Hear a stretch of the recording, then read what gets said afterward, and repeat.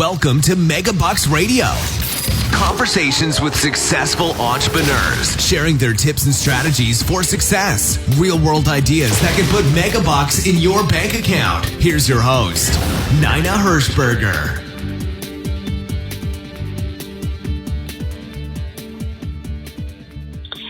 Well, welcome to today's show. This is your host, Nina Hirschberger. And I have on the show today, Dan Cricks. Dan is from Ohio, Northeast Ohio. He and I have known each other, well, I don't know, Dan, what would you say, 15 years maybe, or something like that? Oh, yeah. At least 15, I would say. At least. We are both marketing results from Dan Kennedy. We were part of the Dan Kennedy group, the GKIC group. And Dan has gone on and done some really fun and amazing things. And I'm honored to have him on to today's show. So, Dan, let's go back in time because I know you've been an entrepreneur since 1981. Tell us your beginning story. Well, so in 1980, I decided that I didn't want to work for a large company anymore. I was working for Ford Motor Company, and I decided I wanted to start my own business. And by luck, I ended up buying a tavern. And I never thought I would, but I was in college at the time and looking at businesses that I could make some good money with, and that's where I went and got that going and left my job at Ford Motor Company, and I grew that business. And then another opportunity came along in the auto repair business, and I bought an auto repair business that was distressed, so I got it at a very good price, or I probably wouldn't have bought it. And had both of those for a while and realized I couldn't continue to do both. And I sold the tavern and went with the auto repair business and took that business and doubled it in the first 18 months that I had it. And then bought another one, and then bought a repair-only business. And when I had the repair-only business, I ended up selling the other two because there was gas involved, and the oil companies were getting kind of crazy. Anyway, I had the repair-only business, and that's when I met Dan Kennedy. And I started looking at some of the things that he was doing. I was always into marketing, but I didn't really know how to market the right way. Let's put it that way. And so when I got connected with Dan, I was reading everything I could get, everything that he put together. And I went to one of the events. I think the first one I went to was an Info Summit. And I wrote you'll appreciate this, Nina. I wrote my first sales letter and to mail out to my list. And I never had written a sales letter before, and I wrote this, and because I was having such a tough time with my business, I couldn't mail them all out at once, so I mailed 25 at a time because that's what I could afford to do. And the results were astonishing, and so I started growing my business, and I was able to mail more and more of them. And that very first sales letter that I did, I had an investment of about $1,500, and it brought in over $47,000 worth of business. And wow, that's fantastic. But you know what? What I heard you say, even in the very first auto business you had, you doubled that business. So even without knowing some of those, you obviously had a real penchant for doing the marketing stuff. Yeah, well, a lot of it was hard work, and in that business, the bar wasn't too high, you know what I mean? So I didn't have to be really good. But then when I wanted to go to the next level, I did need to be better. And so once I began to learn, again, from Dan Kennedy and Bill Glazer, things really started to take off for me. And so much so, Nina, that other businesses that other people that knew me who had businesses said, "Hey, what are you doing?" I was having some great success during our last economic downturn in 08 and 09. And my business was still growing, and so I started having people asking me about it and said, "Hey, would you help me with my business?" And I did. And you still have the auto repair business at that time? Yes. Do you still have it now? No, I don't. No, I sold that when I became a full-time info marketer. And but here's a fun story. One of my first clients was an attorney, and he asked me if I would help him. He wanted to go from, he was a prosecuting attorney, and he wanted to go into private practice, which he had, but he wasn't getting any growth going on, so he asked me to help him. And I was really apprehensive because, they have a lot of rules when it comes to marketing, and it's a different profession. And so I talked to Dan Kennedy about it, and Dan said, the only way you're going to get that attorney to respect you is to charge more money for your services than he charges for his. And I thought, oh, wow. So I decided to do that because I didn't really care if I got him as a client or not. I wasn't too sure I wanted to do that. So when I proposed it to him, he said, "Wow, you charge more than I do." And I said, "That's because I'm worth more than you are." Oh, that's a great story. and so he brought me on board, and I did a couple of ads for him. And here's the fun part, and you know this, when the first ad went out, within the first couple of days, he had his peers calling him up complaining about the ad. His peers were. And he called me. He goes, "Oh, we got to do something. Everyone's complaining." I said, "Who's complaining?" He goes, "Other attorneys." I said, "That's good. That's good. If they don't like it, that means they're worried about it." And we were doing things that no other attorneys were doing. And it was almost kind of exposing them for what they weren't doing. Anyway, it took him from just trying to get his practice started to growing his practice to the point where he had to bring in a partner. And so that was my very first time in the info marketing business outside of the auto repair group. I work with auto repair shop owners all over the country, but then I got working with others outside of that group, and since then I've worked now with over 140 different business categories, from doctors and dentists and lawyers and construction businesses, retail, restaurant, all of that. So that's fascinating. So let's say I just found out about Dan Cricks. I'm intrigued. I own, dental office. So now I gave you a call and I said, I'm interested. What would you start me at? Is there a certain path that you take your clients through? Actually, there is. So when I have someone who is interested, I send them a 3-page questionnaire. And what this does is it allows me to learn a little bit about them and their business, as far as their business and what they know as far as marketing and what they have in place and so on.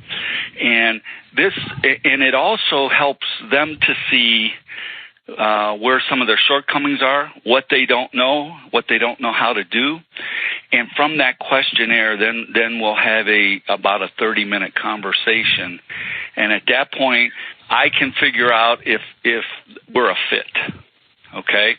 And so there are times I won't take clients on for different reasons, and they need to know that I'm a fit for them too. And so part of that whole process allows them to learn what I know and where I can, if I can help them, and then how I might be able to help them.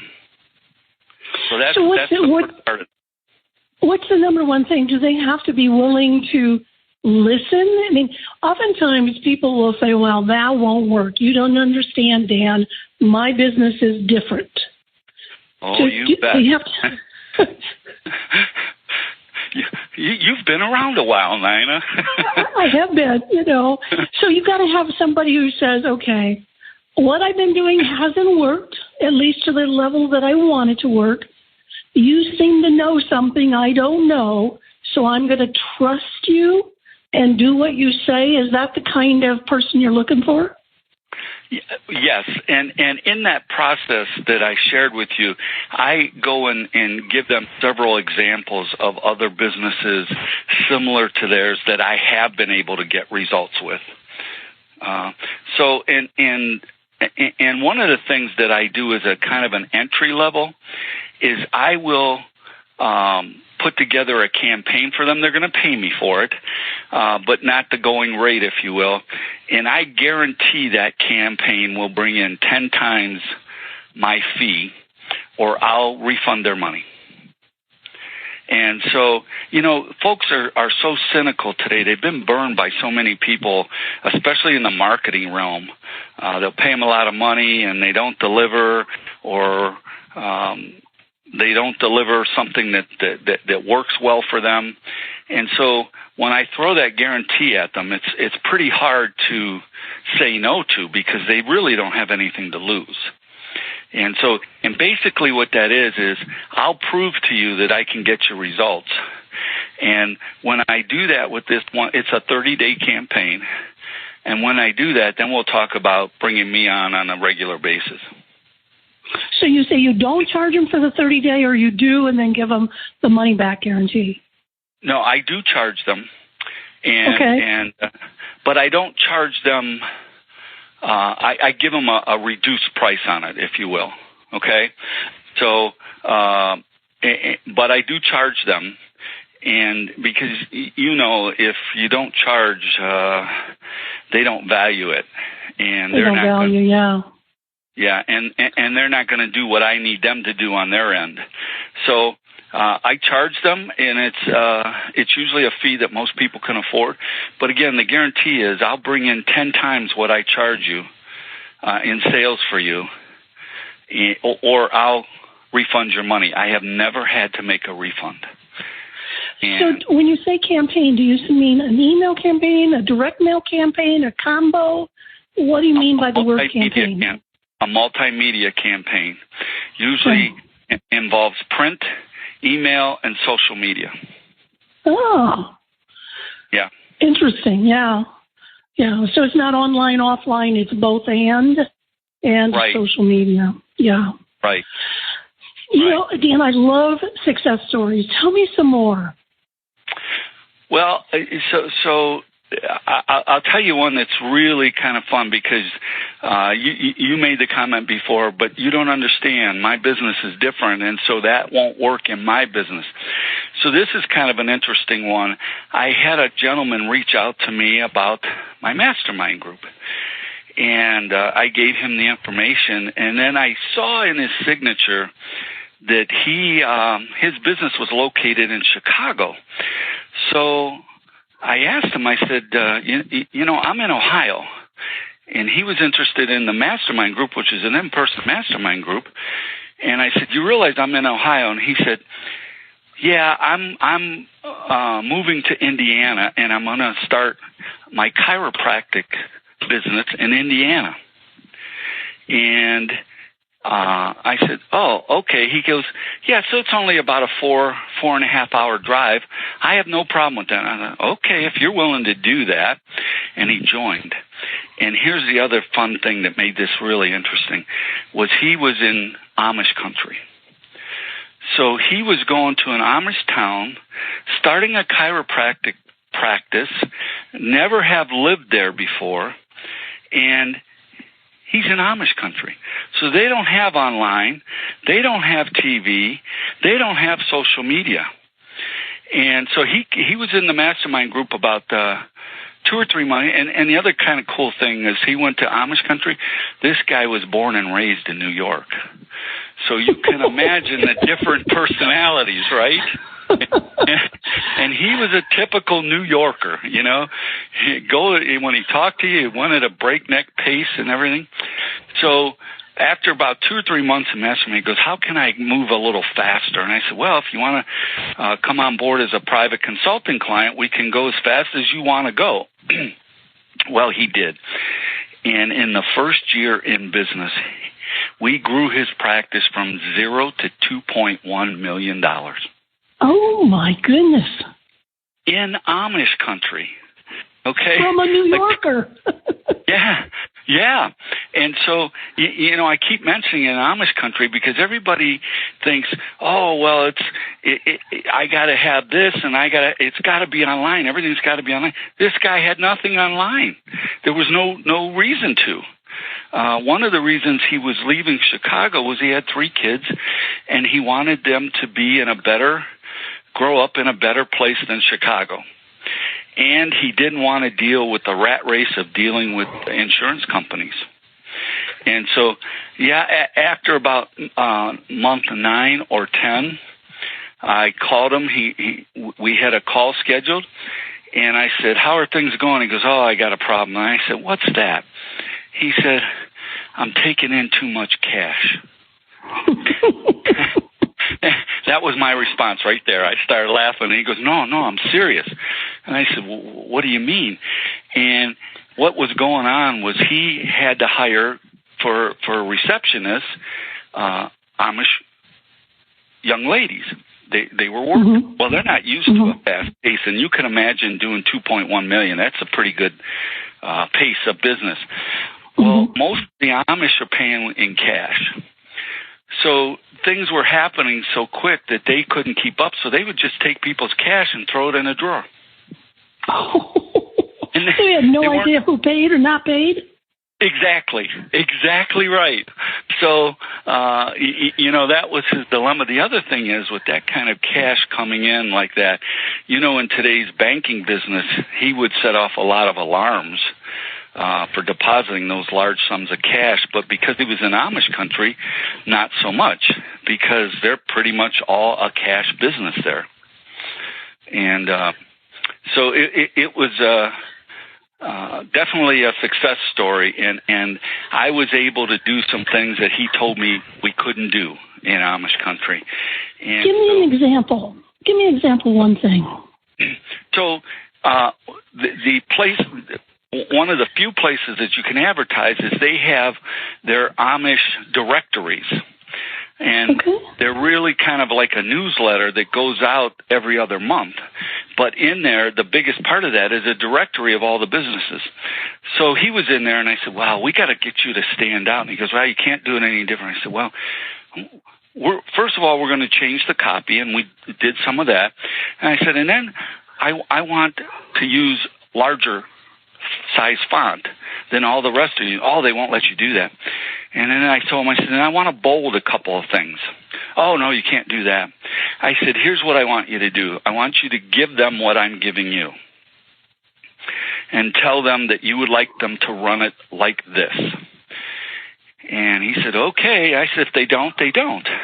Well, they can't. When he first gave it to them, they looked at it and said, oh, I don't know if we can do this.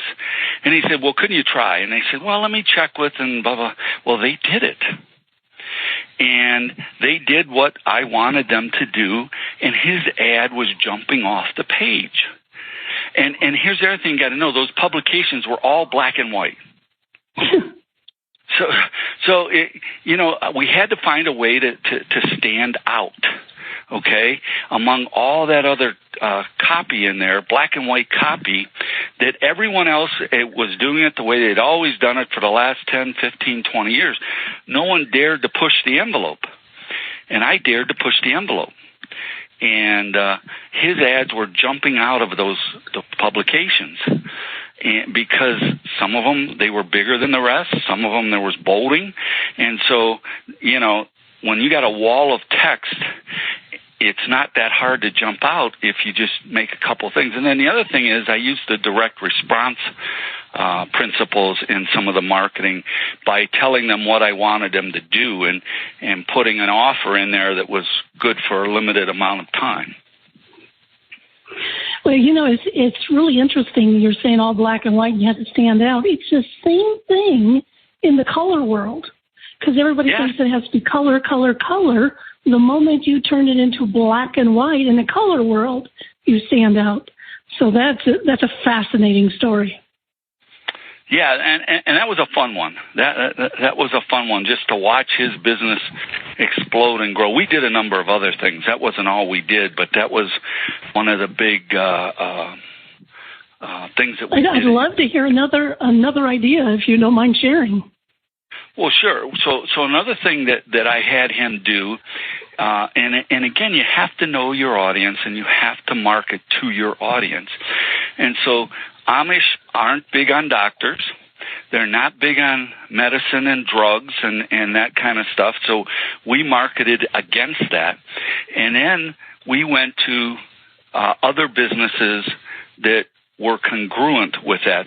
So there was a health food store there. And we got a relationship going with that health food store and said, hey, would you mind if we put some flyers on your counter with treatments to help your customers? And he said, sure. And then I told him we needed to, I wanted him to do a newsletter, which he agreed to. And I said, how about if we offer them the newsletter with their ad in the newsletter? It'll go out to his patients, but we'll also put copies on their counter. So, and these folks are readers, okay? Yeah. Because they're not sitting there online. They're not watching TV. You know what I'm saying? So they're readers. So those newsletters were flying off the shelf. So that was a way for him to get access to their customers who were a good fit for him because they were homeopathic. They were all about natural cures. And as you know, with a chiropractor, they're not about, hey, let's take this anti-inflammatory or this painkiller. They're all about natural fixes. And it was as hard as they work, they needed chiropractic once they learned that it could help them. Yeah, that makes sense. Well, you spoke about newsletters, and I know, Dan, that you're kind of the king of newsletters. Let's transition into them. Talk to me about newsletters and how important those are in any business. Well, yeah, so they are. I currently write 4 different newsletters every month, which is probably why you said what you said. And 2 of them go out nationally. One is local and one is international. And what makes newsletters so important for any business owner is it gives you the opportunity to stay in front of your clients on a regular basis without just selling to them, okay? You're showing up at their door and in their inbox because we also make digital versions of the newsletters that we write for our clients. And it allows you to show up without just selling. So the newsletter will have some fun stuff in it and some educational things. So it allows us to tell them about our business and about our service and or products that we offer. So any business can do that.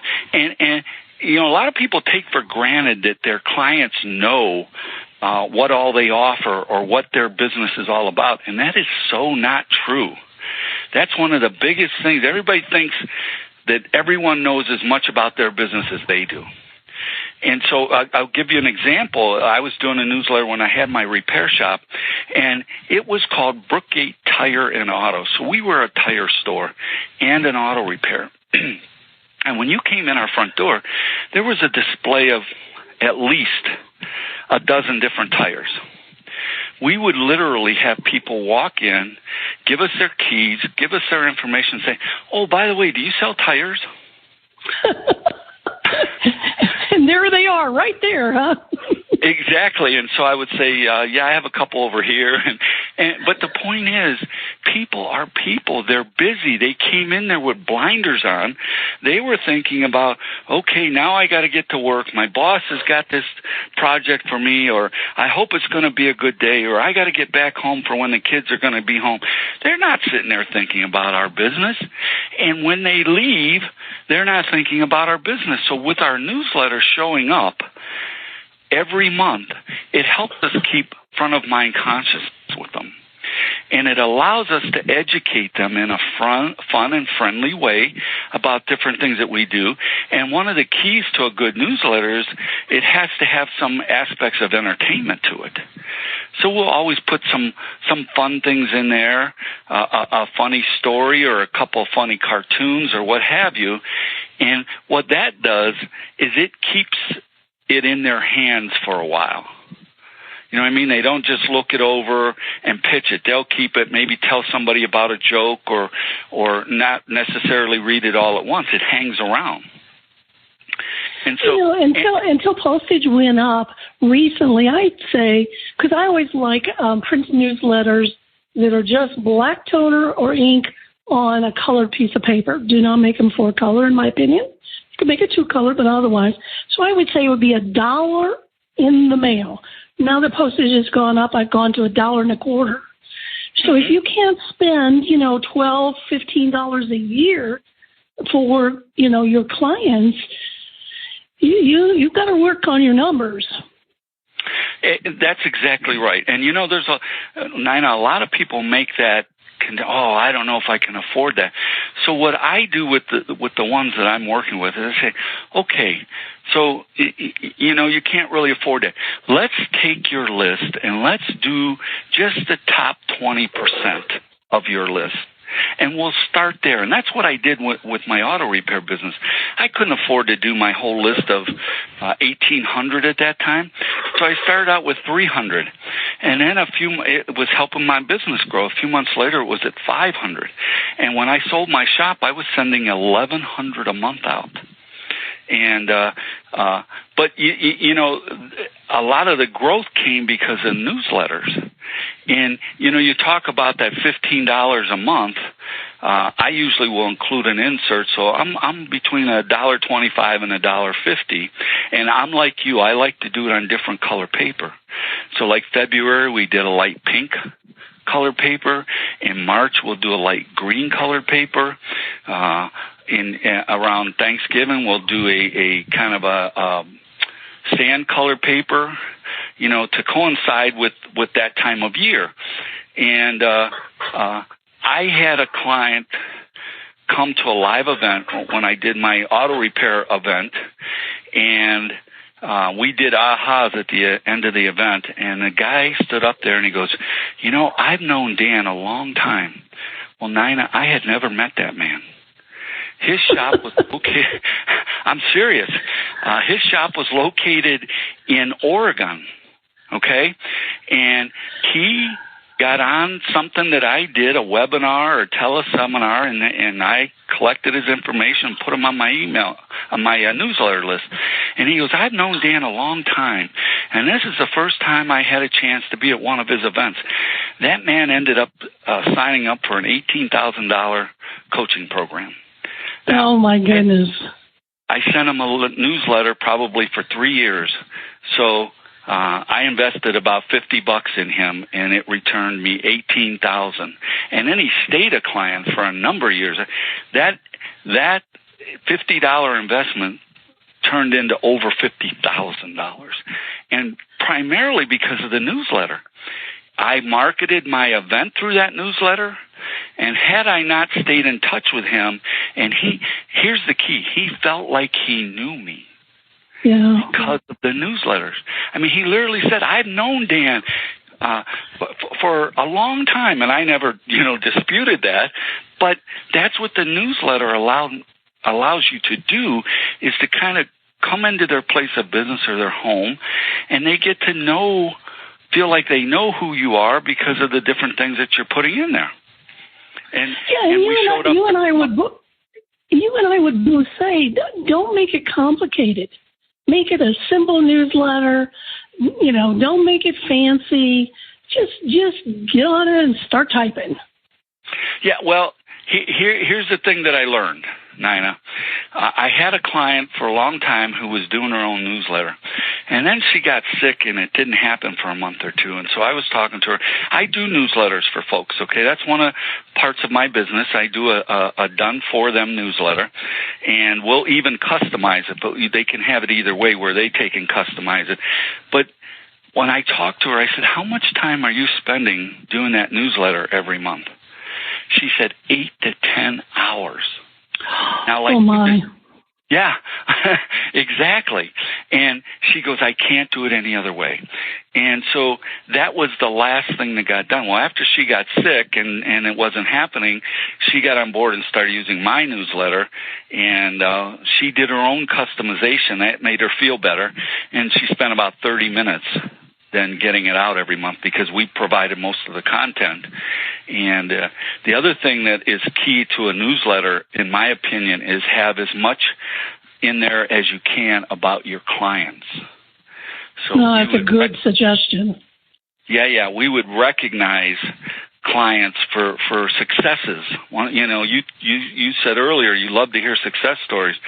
Well, so do I. But when I hear them, I want to put them in that newsletter because other people like success stories too. And your clients especially like it when you recognize their success story. And we would thank people. We would put comments that they would make in there. So in at least 3 and usually 4 different areas, we would have places where we would bring our clients into the newsletter for different reasons. If we found out they did some amazing charity work or whatever, we would call that out.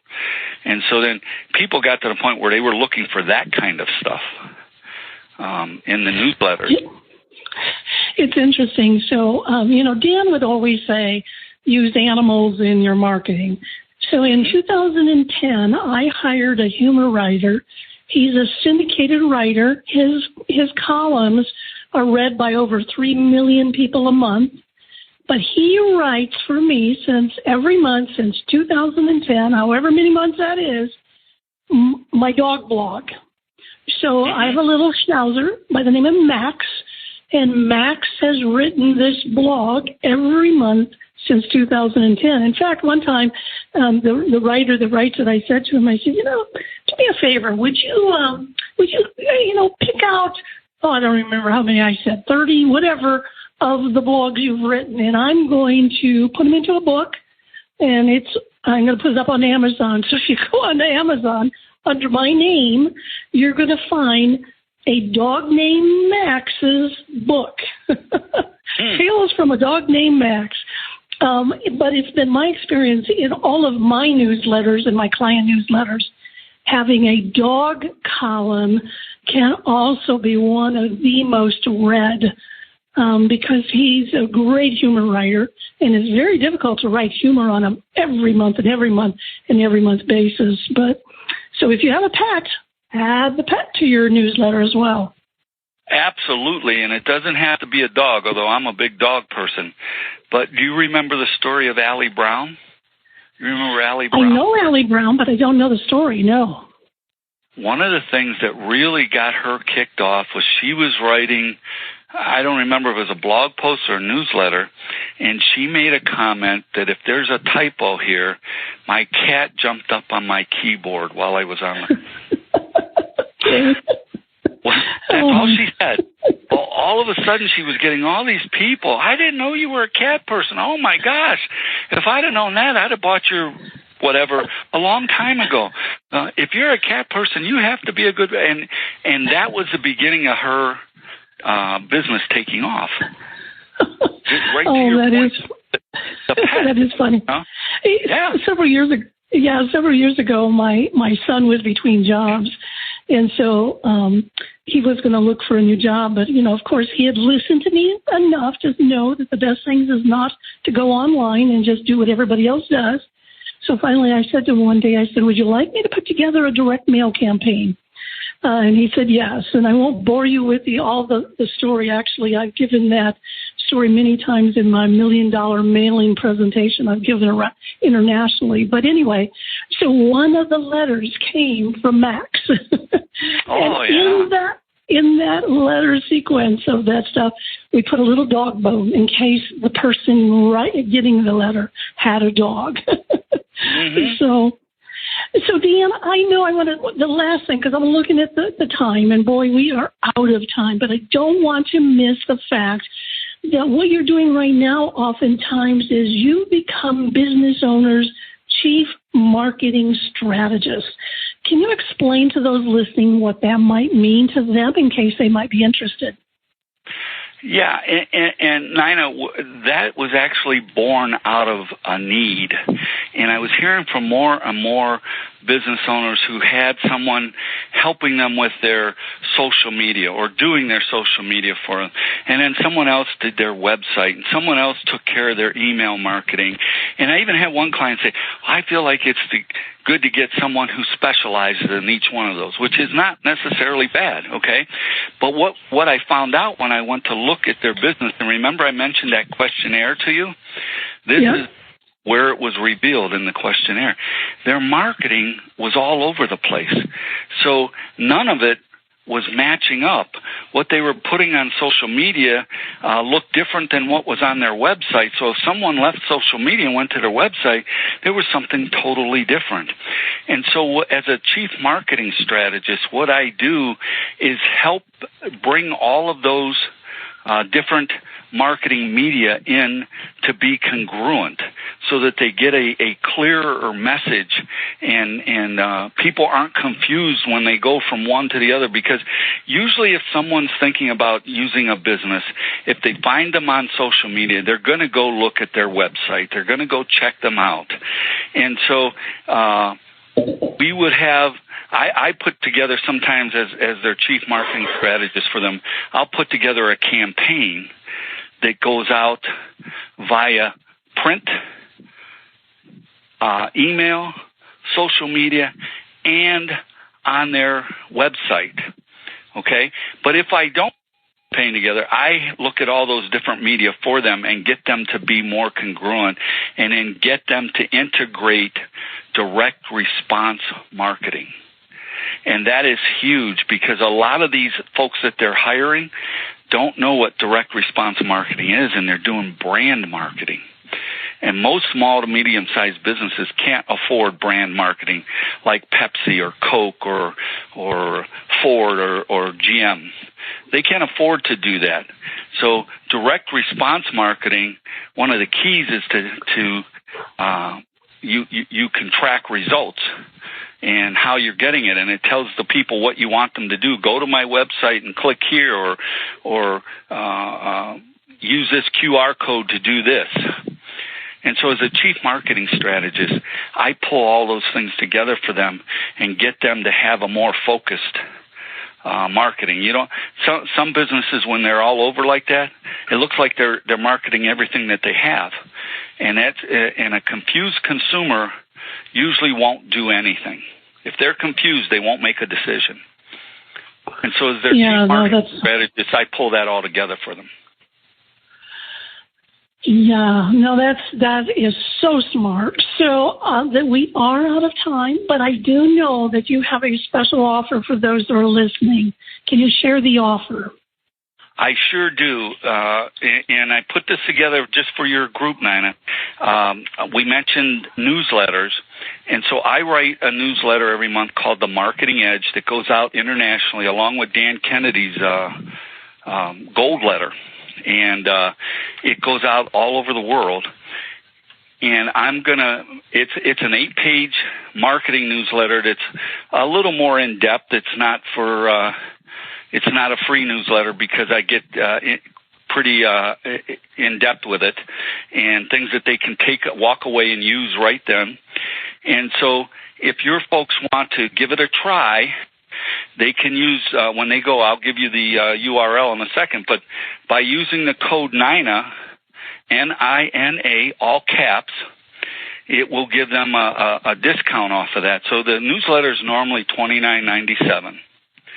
And they can get it at greatresultsmarketing.com/TME, as in the marketing edge. greatresultsmarketing.com/TME. And so when they get there and put their info in and get ready to check out, there's a place for a code. And all they have for a discount code, if they put in NINA, N-I-N-A, they'll get that for only $9.95. Plus, if they do it by the end of this month, I have a free special report I'm going to send them, the 7 strategies to help you keep from being ambushed by the current inflation crisis. Wow, that's very generous, Dan. And it's been such an honor to have you on the show today. I've been writing down notes, So many times we've heard things, but we forget. And, we think, oh, man, why haven't I been doing that? I always say, what is it that you used to do that you're not doing anymore, that used to make you, do really well? Why aren't you doing it? Well, that's why you take these kind of notes. So anyway, thank you for being on today's show. It's been an honor to have you as a guest. Well, thank you for having me on, and I'm glad that I finally got to be on the show with the legendary Nina Hirschberger. You're everywhere, and so I feel like this is a new plateau for me. So thank you very much. No, you're too kind. Well, thank you. So this is Nina Hirschberger reminding you to go out and make it a great day. Until next time. Thank you for listening to MegaBucks Radio with Nina Hirschberger. To learn more about the resources mentioned on today's show or to listen to past episodes, visit megabucksradio.com.